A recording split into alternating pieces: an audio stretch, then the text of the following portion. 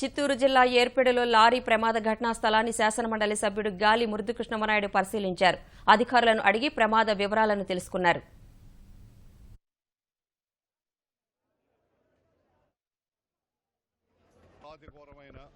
నా జీవితంలో ఇటువంటి యాక్సిడెంట్ నేను ఎప్పుడు కూడా చూడలేదు. వాళ్ళు ఏదో ఇసుక విషయంగా వాళ్ళు పోలీసులకి రిప్రజెంట్ చేయాలని చెప్పని వచ్చి ఇక్కడ ఇరుక్కొని కడకి సిఐ గారు కూడా ప్రాణాలు కోల్పోయే పరిస్థితి వచ్చింది.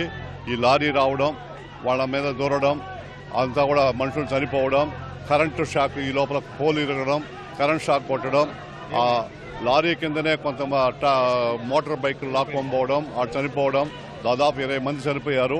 ముఖ్యమంత్రి గారి దృష్టి కూడా తీసుకుని పోయినాం. ఈ రోడ్లో ఎప్పుడు కూడా యాక్సిడెంట్లు ఎక్కువ జరుగుతున్నాయి.